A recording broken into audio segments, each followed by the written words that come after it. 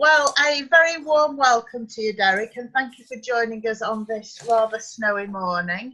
Thank you also to Emma in the background, helping us out with the technological challenges we seem to be having on this white and snowy day. And thank you also to the rest of you for taking the time out to join us to have a chat about KPIs and also an opportunity for us to pick Derek's brains about the work that they've been doing in this area at Goddards. So what I thought I would start by doing is I've got a couple of slides just to talk you through the principles of KPIs, key performance indicators, report indicators, results indicators, and performance indicators. We've also got Emma who will be controlling a chat box for us. So please, if you have any questions for myself, for Derek, or even Emma in the background, please don't hesitate to pop them in there. There will be a recording of this available afterwards because we've had quite a bit of interest in it. So we'll make sure that's available to you guys also. So,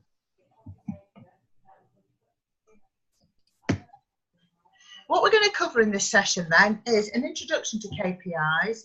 We're going to have a look at some real life scenarios from Goddards.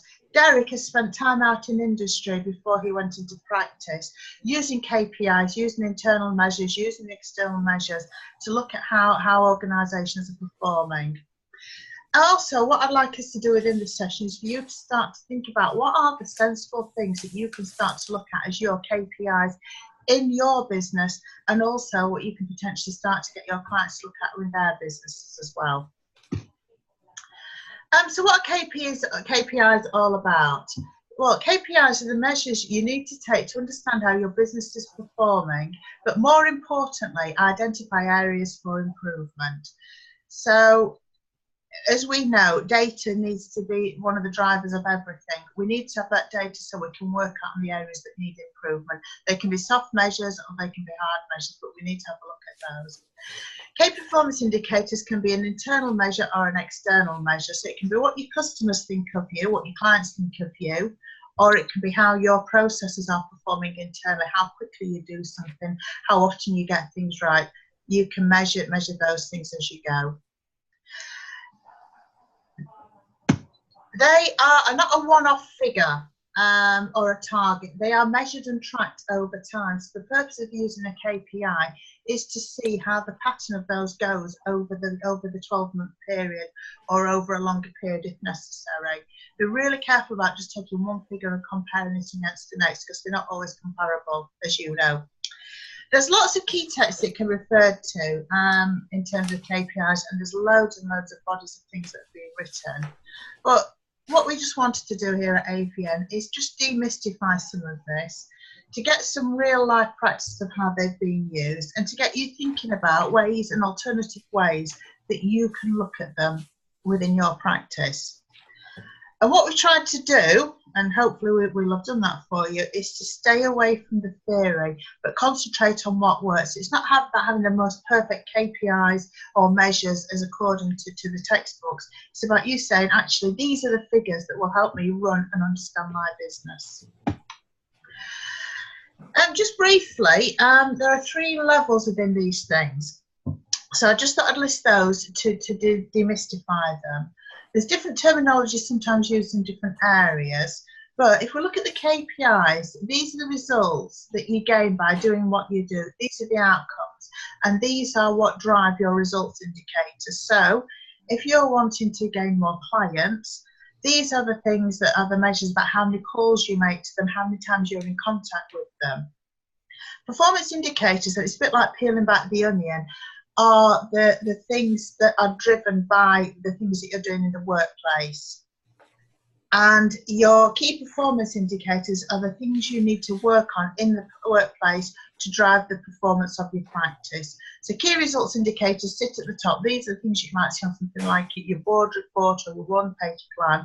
The performance indicators are drilling down on those a little bit further. And the key performance indicators are the things that you do that will start to unpack these things as you go. So business process, KPIs for gauging the business performance. Now this is one of the things that Derek's going to, so I'm going to invite Derek to just come in to say hello to us now. Hello, everybody. Hello, Derek. We have got your documents on Word, but I just thought I'd just share a little bit of an overview of the sort of the things that are there. So these are the sort of documents these are the sort of measures that Derek has put into these documents. So if I could just ask Emma to pop up Derek's key performance indicators document. I'll ask Derek to just talk us through that.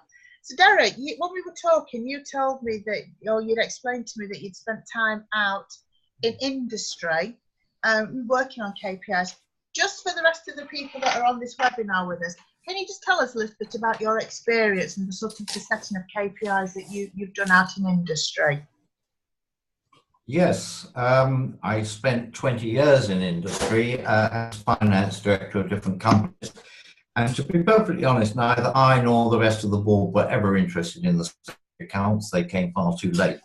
And so we would therefore set up key performance indicators, literally from day one, inquiries, conversion of inquiries, marketing costs, all of these. And unfortunately, accountants tend to only look at the profit and loss account at the end of the year.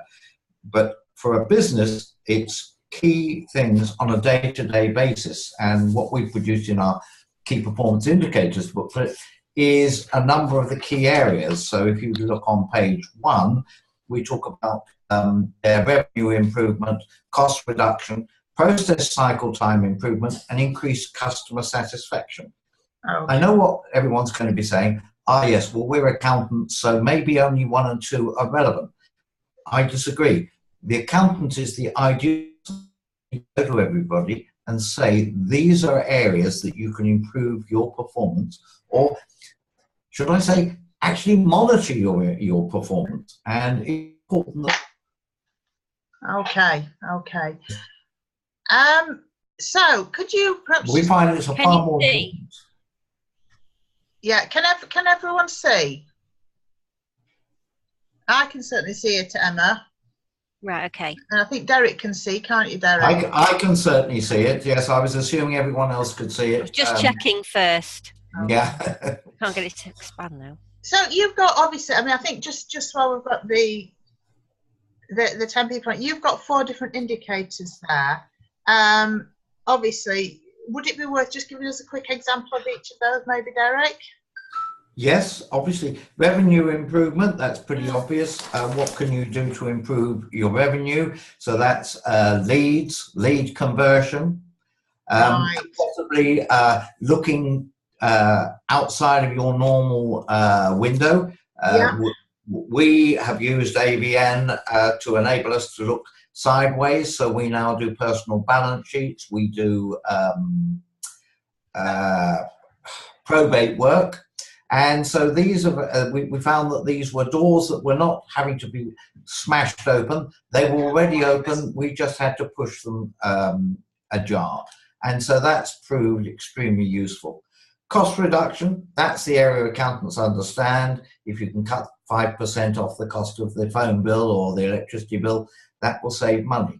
So are we looking at that? Are we asking the client when they last looked at the gas, the electricity, the insurance?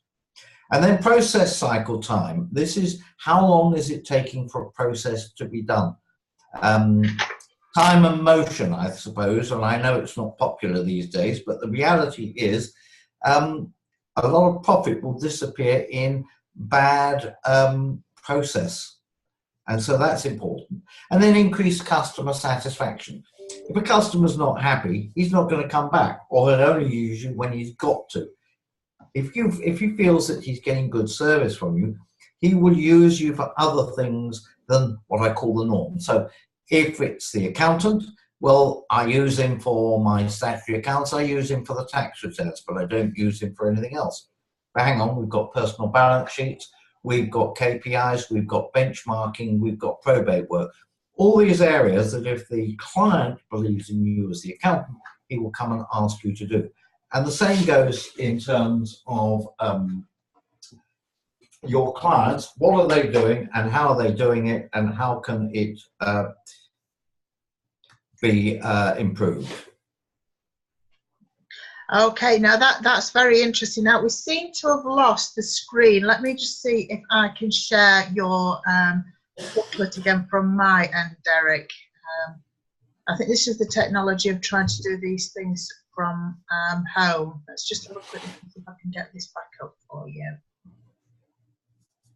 There we go. Is everyone seeing this now again? Emma, we lost the screen, so. I can't see it. No, you need to share your screen, Andrea. Yeah. Okay.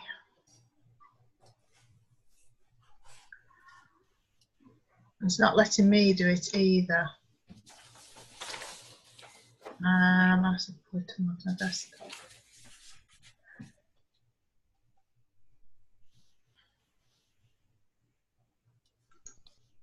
It's not letting me. Oh, we've got it now. I've got it, but it's very small, I'm afraid. I can't get it to go up really big. Okay. I don't know what's going on my machine. That's fine. We can talk through it as we go. So what you're saying really, Derek, it's a bit more like having a dashboard, isn't it, based on the sort of work Kaplan and Norton earlier, in terms of don't just measure the one thing, measure across the board and look at what things that you're doing in your practice across the way can actually influence all of these things. Absolutely, and there are now add-ons that you can use with QuickBooks and with Xero that will help you to produce, regrettably, the financial KPIs, but it's a door opener, and using that one can then talk to the client about, well, let's look at other KPIs. We had a client last Monday, we went to see them, and their major customer was in there, and I just happened to mention in front of them, do you realize that if we, cost of fuel's gone up, etc., because they do distribution, maybe we're going to have to charge £1 a pallet more. And the chappie turned around and said, well, we were expecting it. And as a result, my client sat there open mouth, and I said, right, well, I'll get my client to put in a formal request to up the price from the 1st of March by £1 a pallet. Now, my client said absolutely nothing until after these people had gone and said, you have just increased our turnover by £198,000. Right, so that's a great example of how just changing one thing at the bottom can completely change that finance results at the top then, isn't it? Exactly. And I think if you can do that, the other thing we do with all of our clients now is we benchmark. And in fact, the other thing I sent you was the 10 ways to benchmark your business. Yeah, we've got that one there as well. And again, we do that now with all of our clients. And of course, ABN have the performance. I'm just looking at the one-page performance improvement plan, which is the little one, but you've got the full detail one. And again, we do this as a matter of course for our clients, because it's an opportunity to talk to the client, because they don't give a damn about the published accounts. It's where do I sign? But the beauty here is we can look at this and we can say, well, you keep telling us that you've got to discount everything. Now, I hear what you're saying, but do you realize that if you actually stuck to your price, yes, you might lose 40% of your turnover, but you'll increase your profit, and you can actually then show them. And we do this with one client. His turnover went down by 30%, but he went from making 2% on the bottom line to making 12% on the bottom line, because he was chasing turnover. Right, right. Now, one of the things you've got in here is the index used on the key performance indicators, about the tolerating, about the frustrated and the satisfied. Do you want to just explain a little bit about the indices that you've used on these, Derek?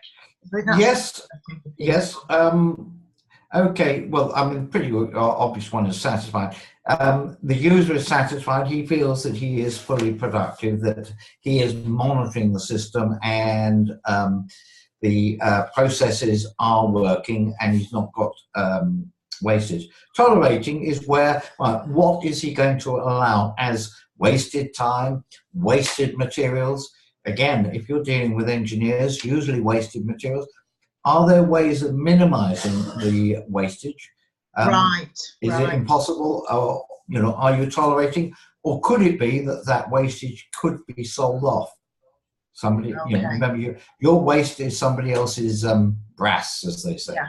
So even to an extent of for accountants, so in terms of the processes that you go through, you can still apply the same tolerances, can't you, to your internal processes, whether it's preparing a set of accounts, whatever it might be. There will be things in there that, you know, maybe a duplication, maybe things that need to be streamlined. There'll be lots of different things in there that you can actually reduce your own internal ones there as well. Very much so. What we do is when we're logging, we try to go for the fixed costs, and we use the ABN system for that, but we nonetheless keep timesheets so that we can see the time that we're spending. And in fact, what happens is if we find that we've only got half the information and we're chasing and we're chasing and chasing, that is being logged, so that then when we come to look the next year, we are able to say to the client, well, look, I'm sorry, but we actually had to chase you 7 times to get all the information. And therefore, as a result, either you improve or our costs are going, our charge is going up by X. And if he doesn't like it, well, he can always go somewhere else. But it's, you know, what will we tolerate? And equally, you know, do we get frustrated if this is the 6th time we've sent the client data a request and he's only come back with half or a quarter of the information? Yeah, yeah. So I see, so by taking these measures at the bottom, you're not also understanding what you should be charging your clients through these things. You're also then able to work out what will improve your processes and what will make your internal processes work a lot better. Exactly. And in fact, I would say to every firm of accountants, apply these to your own firm. And then having done that, it will give you an idea as to how to apply it to your clients. Remember, most of your clients see you as a liability, an overhead, not as an asset. And the beauty of this sort of thing is that you will turn yourself from being a liability to a valuable asset. That makes sense. And you've also got in your brochure a bit there about having service level agreements in place. Could you just explain to people how that works in line with key performance indicators? Sorry, yeah, that was... You've got the service level agreement in place. How yes. do they fit in with the KPIs, key performance indicators? Right, because again, what a client should do is sit down and work out effectively what he wants. So the cost of service delivery, work it out, do a budget, and then he can compare his actual to his budget. Because again, a lot of people don't. And again, percentage of outage, i.e. unavailability. What is it? The average time taken, the downtime, log it, so that they can then see, are they performing as they want according to the service level agreement, the SLA, or are they doing better? And if so, should they now be adjusting the service level agreement? Or are they doing worse? And if they're doing worse, why are they? And in fact, one of the ones there, deviation from the planned budget, is the difference in cost between the planned baseline against the actual baseline of the service level agreement. So this is all ways of putting extra money on their bottom line. Right, right. So it's about you as a practice being able to use them internally and use them well, and then being in a position then to help your client develop and determine really good KPIs and results indicators for their business. Yes. There's always been a debate about how many sort of top line performance indicators you should have, Derek. Have you any thoughts on what's a sensible number, or is it as many as it takes to understand your business? I think the latter. The more staff that a firm has, yeah, and therefore the more operations that they might be doing, the greater the number of KPIs that you will need to produce. When we were running, I was the finance director of the hunting group, we had some 25 companies, and each one of them would have certain KPIs on the balance sheet, but then their performance KPIs in terms of manufacturing, service availability, etc., would be unique to that business. Right, right. So it's about working out of them. And I guess, so you start across the top in terms of what you're trying to achieve as a business in terms of setting up the results that you're looking for. And then you peel it back into terms of what are the things that will actually drive those results. Absolutely. And you've just gone on to the service quality performance. So clearly they will be different if they were providing services to manufacturing. So as you can see there, the length of time it takes to answer a call, the number of calls per staff, how many bad calls, number of reminders. So again, one can literally sit down and say, right, for engineers, this is my basic shell. For IT companies, this is my basic shell. And you can create a set of performance indicators for each industry. And as I say, I've got one there, which is the a service industry. And that way you can then, even if you're not doing it, the very fact that you've given this to the client and helped him set it up and monitor it himself, you have now gone from being a liability to being an asset. Right. So the whole idea then of this is, obviously when you've got it right in your practice, is to get your clients to measure the right things, which helps you understand the figures that are important to them as well. Yes, and you'll get that I'm too busy running my business. Great. And my response. We've lost you, Derek. Me because I think we've got Hello? you back now. Yeah, when you go bust next month, don't come screaming at me because it's your own fault. And that usually gets most clients to then sit down and reluctantly get involved. And we found that probably 98% of our clients, once they've started doing the key KPIs, they are keen to do it. Now, they may end up being too busy, and we've had one or two who then rang and said, look, I'm too busy, I'm doing this. Can you get one of your staff to do this for me? And we will happily do that. But we have found, as I say, 98% of the clients, once they start doing KPIs, they will stick to it because that they see value in that. They don't see value in the statutory accounts. That makes sense. But what we need to get them to do is just look at more than just the bottom line figures and start to look at the performance things, which is what you've been talking about in your great little document there, Derek. Absolutely. And as I say, you now have a copy of it up at ABN, and hopefully you're going to be modifying it so that it then becomes available to members for them to use as a base. Certainly. And if in the meantime anybody wants copies of yours, I'm sure that if the people let me know, I'm more than happy to share that on your behalf, if that's okay with you, Derek. Yep, be delighted. Fantastic. Now, I've got a couple more slides, and then what I'm hoping is that there'll be some thoughts and ideas coming into the chat box for us to have a look at. Have we got that up there at all? Have we managed to get the chat box up and running? Where's that gone? I notice there's one person who in the chat box. I'm not sure who that is. Fantastic. Well, hopefully, I can't see my chat box at the moment. What I want to just do is go back to a few slides here that we've got on the go earlier. That seems to have disappeared. Emma, have you got the original slides there? Mine seem to have disappeared. The original PowerPoint that we had open.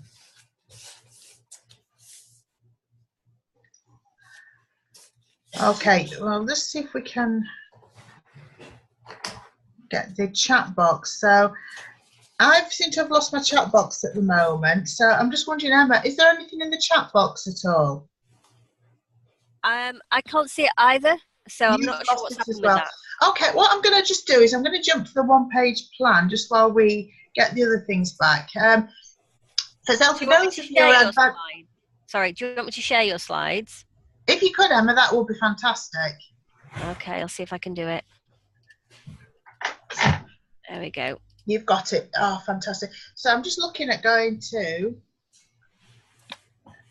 if you flick through, just keep going. Fantastic. Okay, so we've had a look at those. So what I'd like people just to do now, and again, hopefully we'll get some questions in the chat box, is what would be your key results indicators in your practice? What do you think they should be? What performance indicators do you think you need to have in place? And think about what are the things that will drive the results. So if you're wanting to increase the financial figures, that's great, that's the figure there. What are the things your people need to be doing at the front line in order to affect those key results? So it's about what measures you take, and these are taken over time, that ultimately will give you the results that you want. Derek gave us 4 great areas there to share with. This is about boiling that back down through the processes and actually the things that your people do. Is it having more people to visit the office? Is it more contact with them? What are the things that you do that will drive that forward? Have a think about those. I'll just share the next slide with you. Hopefully, yeah. You know, I've got some thoughts here to get you going. You may have got some better ones, but for example, you know, if you're wanting to look at the new number of successfully signed up clients, this is going to be basically a measure. So your performance indicator there is the number of new client meetings in the diary. Will be the results indicators of how many new clients you get. So the key indicators that you need to be looking at, the key performance indicators, are the number of inquiries you get coming through the door, the ones that just walk in, the ones that just email you. Tracking those through to where do they go to a meeting stage? What actually converts them into having a meeting with you? Are there any at that stage that you deselect because they're not your ideal clients? Do you have a process where you send information packs out, and how many information packs are you sending out? How long is it taking to get these things? These are all indicators that ultimately will affect how many clients you sign up. Any thoughts on that, Derek? Yes, I would you would have. I would want to look at the hours charged by each member of staff against the hours available. Yeah. On the existing, and therefore see the staff downtime. Is it down to us or is it down to clients? And then I would also be wanting to look at the number of leads that we get, how long it takes them to respond to them, how many of those leads we're able to organise into meetings, and then how many of those meetings actually turn into clients.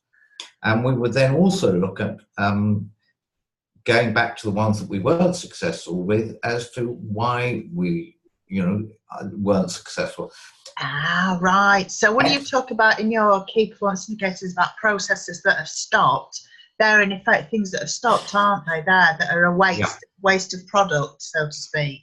Exactly. That makes sense. Were we too expensive? Because you've always got the guy who's only going to buy you on price.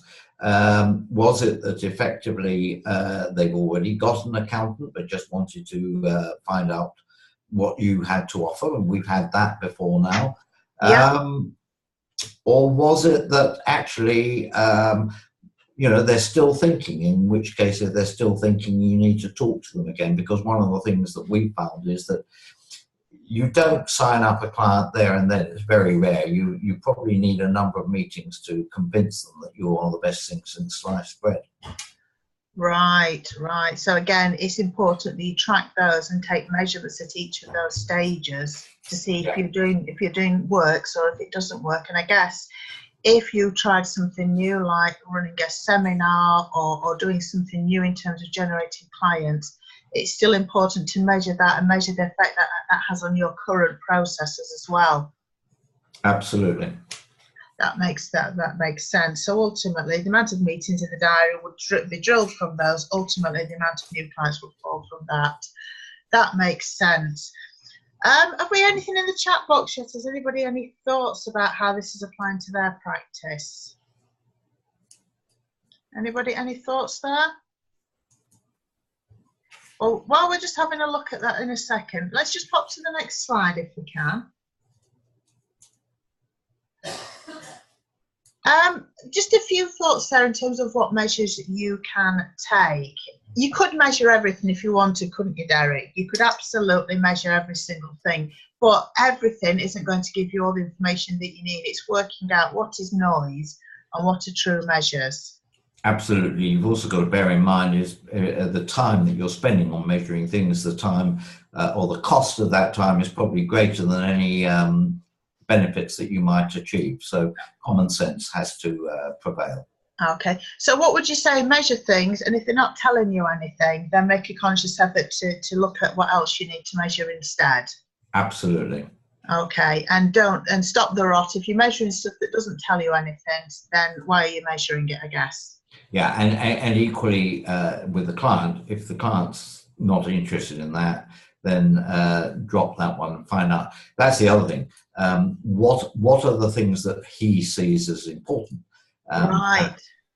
be careful that he's not dropping something that is important, but he just isn't fussed about it. But if you're satisfied that he doesn't want it, doesn't need it, then it can be dropped. But if it is important, you've got to sell the concept to him as to why he needs to think about it. So he's got to understand, or they've got to understand the measures. That makes perfect sense. And yeah, and again, measure what's important to us when you have changes in a process. So again, we've said that in terms of if you change a process, you need to measure it to see whether the changes have been effective or ineffective.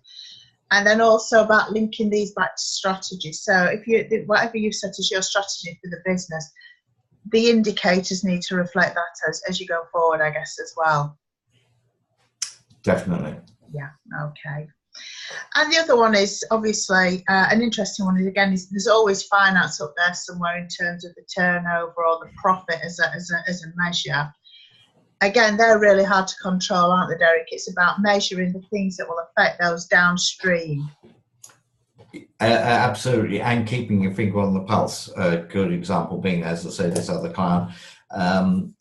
We all know fuel prices have gone up. They knew that they were going up, but they were not monitoring it, and suddenly found that most of their profit was being wiped out because they had something like 25 lorries on the road.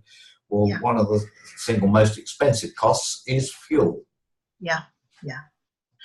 And I think you're right, even to the extent of something like that could even be driven by the amount of times your phone goes unanswered or goes to an answer phone, could potentially be one of the drivers for your financial indicators. Although it's only small and not seen as important, again, linking that back to the customer service element, answering the 2 to 3 rings is something that will ultimately, by getting that right, start to drive impacts on the financials at the top of the tree. Definitely. Okay.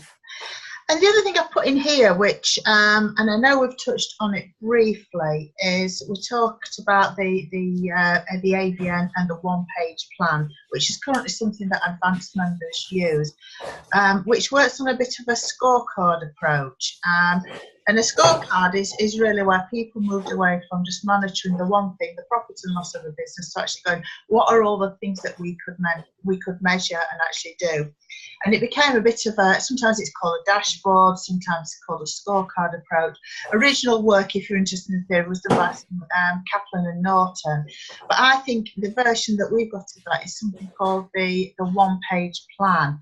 And I wouldn't mind us having a quick look at that, Derek, and just talking me through how you've seen this used, and also how you can actually use this as an accountant. And I know certainly some of our practices use this as a way of driving things forward. So, have you got that there, Emma, or shall I try and pull this up? Do you want to try first, and then I'll see if I can do it. I'll stop my share. Okay, I will see if we can do. Let's see if we can find out. No, it won't let me do it. It's not letting me share now. Okay, if I might do now. I've switched my screen share off, so you should be able to get to it now. Okay. Let's have a look at share screen. Here we go. Yes, we have got it. Fantastic. And I might bring Emma in on this one as well if she's okay. So, I guess, Emma and Derek, any thoughts about the one-page plan, how you've seen it used within accountancy practices, how you've seen clients use these? I'll probably start with you, Derek, if that's okay. Yes, I have to be honest, we've not actually used the one-page plan for ourselves, which is probably naughty, but we've used it for clients, and we do find that quite useful. That again, it's, well, how many customers do you want? Are you ahead of schedule? What was your profit? What's your turnover? That little box there are what I call typical accountants things. But then if you then move on down into the key sales drivers, yeah, these are the things that the client will find of greater importance. Yeah. And we do this one-page performance plan for every single client. Right, right. And you find that's a really valuable tool, then, Derek? They spend time looking at that, and they spend time asking us about that and querying the figures, whereas they never do on their statutory accounts. Okay, that's really interesting. So at the top of it, you've got your results there, the key results, and then almost your sales drivers and everything here are the processes that sit below that. There's a series of processes that make these things happen. And what you've got to do is work out the things you need to track and look at and the drivers that actually will affect them. And I think why I like the one-page plan so much is because it doesn't just measure the financials. As you can see there, it starts, like Derek was saying, it measures the internal measures like the turnaround of things, percentage of jobs done in the days. It manages your customer delight. And it's not just taking a score from a survey, it's actually taking the face-to-face comments that you get, the proactiveness of the business. Again, they tell you what sort of messages you take out. And what I also like, and I'll hand over to Derek to just tell me any thoughts he's got there, is it gets you to make some notes about what you need to do next. So if you're using this across your practice, it's a great tool for sort of saying, this is what the indicators are telling us, this is what the results indicators are telling us, these are the things we need to change, these are the systems we need to build, these are the things we need to systemize in order to get those gains and to keep that customer survey level at the level it is now. The other one, and again, I'll get Emma to maybe have to talk about this, is we've got a team happiness score there. So how happy are your people in dealing with your customers? And that's really important in terms of understanding if they're happy, if there's any frustrations there, because that will ultimately affect the service you give, the profits that you take. Investment in people, the courses that they're going on, the retention of customers, and they're all linked to the goals there. Any thoughts from you on those, Derek? Yes, I was just looking at the notes that come with that. Lovely expression here. Your clients need to know that you're more than just their accountant. You can be their trusted advisor, guiding them through challenging times with their businesses, and that you're on their side. And this is the beauty. Again, you're not just getting that one-page performance, but you're getting a selection of notes to help you to sell this to the client. And as I say, we found that the clients view this as value. They see them, they put a value on this, whereas they don't put a value on the statutory accounts. Right. And it also tells them things that can change in the business, and applying this to your own practices tells you the things that you can change that will ultimately affect the top line. And so, you know, even by using, for example, times up on all the clients that come through the door, that will have an effect on the scores at the top. But it's working out the things you need to do at the bottom here that ultimately will change your figures at the top, and the turnovers and the profits and the sort of results indicators that you've got. And one important thing for people to realise is, for limited companies anyway, come April next year, we're going to have to do quarterly profit returns. Now, firms are not happy, so we've already started doing the one-page performance plan with them. We are beating all of our clients over the head to do the get the data to us so that we can be doing a quarterly review. So that we're basically going through the return that we'll have to do for the revenue at our cost, but we've made it clear to everyone that next year it won't be at our cost, it'll be at their cost. But again, what we are doing is, as we do this quarterly thing, we come up with the KPIs, and I come back to the point, they are seeing that as being where they get value for their money. Right, okay. So I would say that everybody should be saying to themselves, I'm going to have to do quarterly accounts. Clients are not going to appreciate it. They're not going to be happy.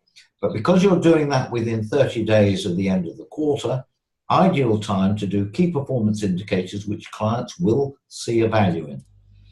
Okay. That's a fantastic comment, Derek. That's an absolutely brilliant comment, because it's making that connection. And it's getting sort of much closer to them.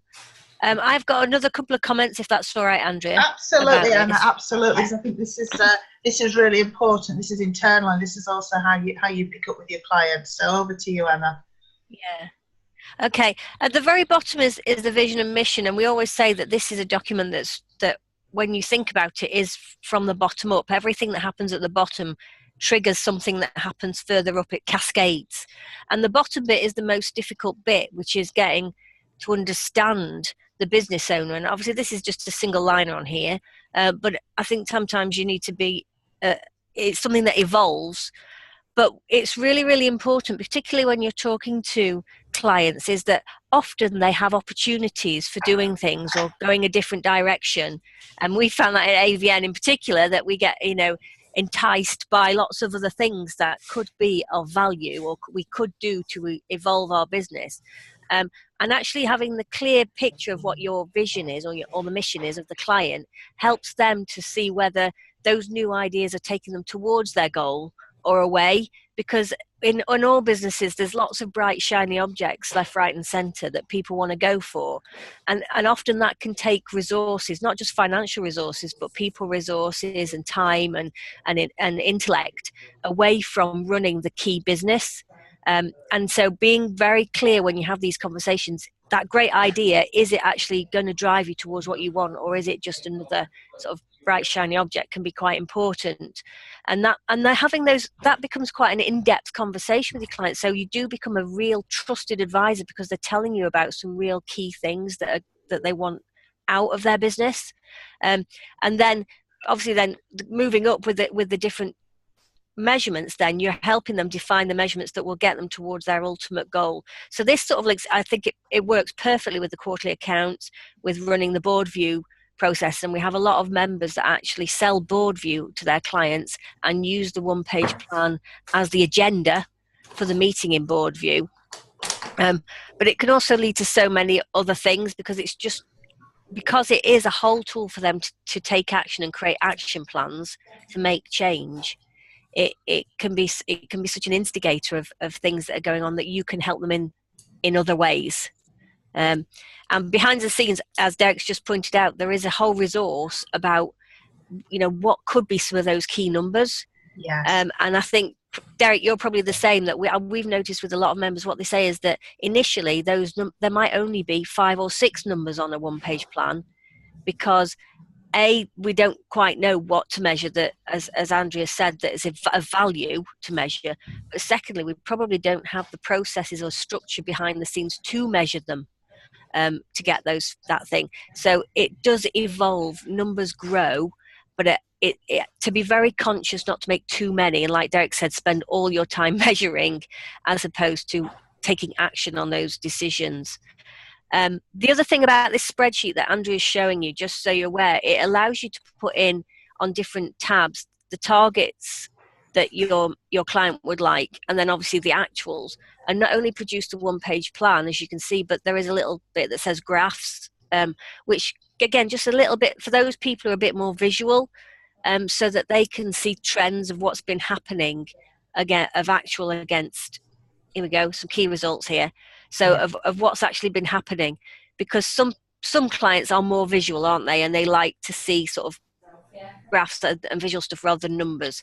So having perhaps both there and being aware of how your client likes to receive information is really important. I think so. And I think, Emma, as well, for any practice, having these series of indicators has got to be key for running your own business. Yes, definitely. You're going to say something then, Derek?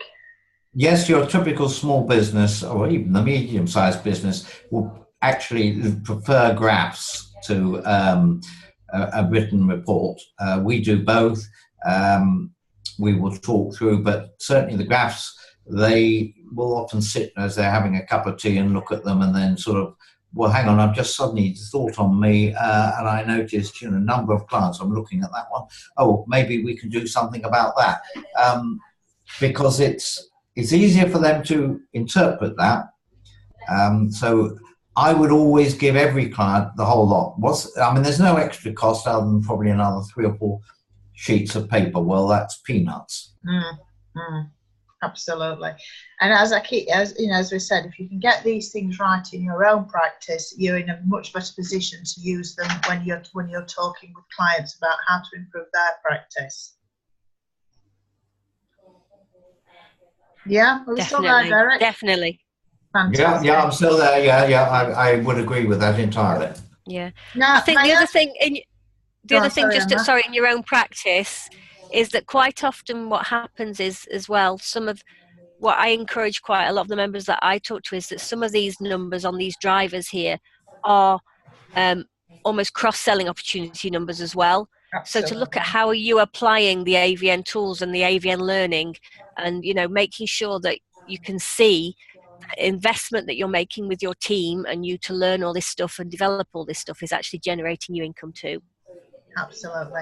And something that's just struck me, Emma, from the session that we ran yesterday, we had a great session with Clarity, the first roadmap called Let's Get Started. And it was really interesting because we didn't just have new members in there, we've got existing members in there with us as well, about how important it is to get that vision, the mission and the goals right, because that drives everything that you're in business to do. And that came through loud and strong for me yesterday, Emma, in terms of that is such an important thing in terms of getting that success right. So, and again, if those have changed over time, those are changing in your business because of your role changing.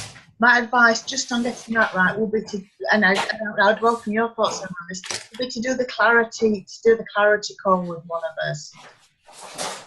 Definitely.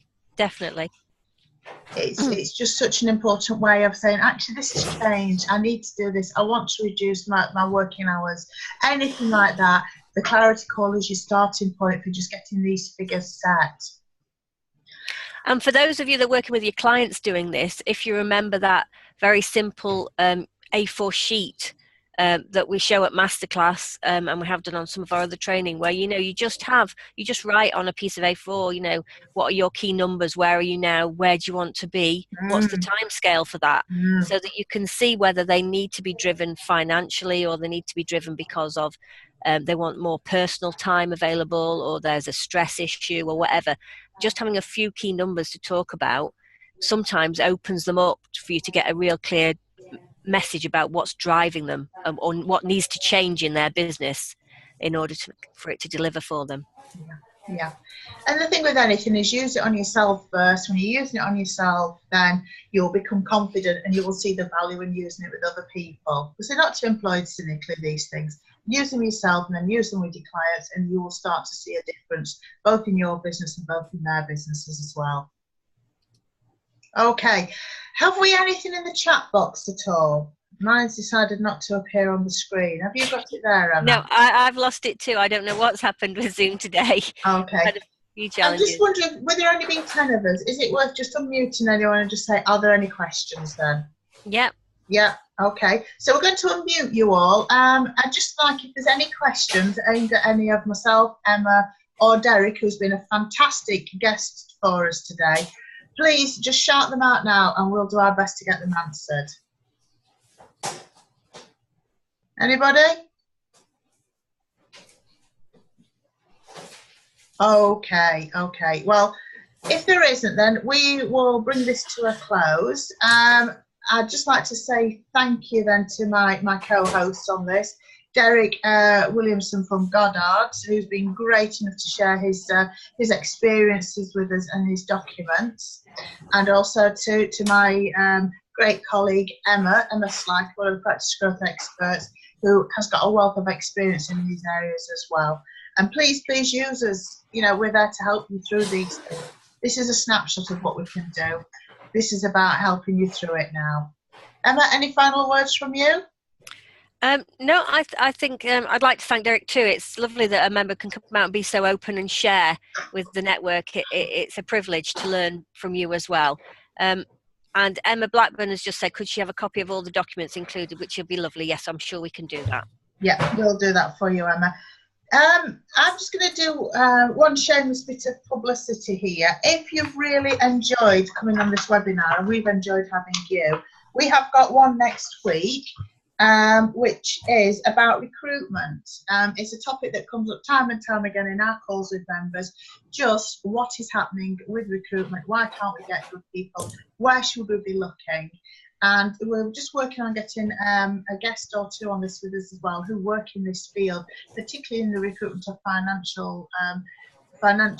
within the financial sector and accountants. We're going to talk us through the things that are sort of changing in this area. So that will be great if you can join us on that. And that's going to be on the 7th of April at the same time. Derek, final words from you, then we will all go and have our lunch. Yes, I think we all need to recognise that the profession that we perhaps came into years ago is going to fundamentally change with making tax digital.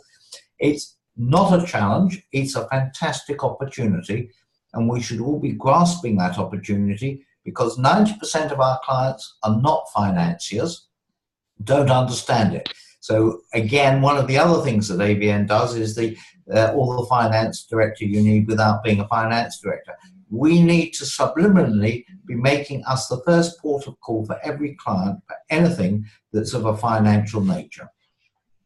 Perfect. I think that's absolutely very wise words there, Derek. I've just noticed in the chat box that suddenly decided to appear. There's a few of you who've asked for copies of the slides and the documents. We will get those out to you. It's our pleasure to do that. If there's other topics you want us to cover, let me know, let Emma know, let Shane know, let Jenny know, let one of us know, and we will make sure that they get built into the future online sessions for you, because this is your AVN.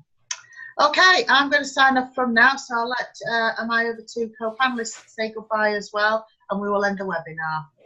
Thank you. Goodbye. Thank you. Goodbye. Bye.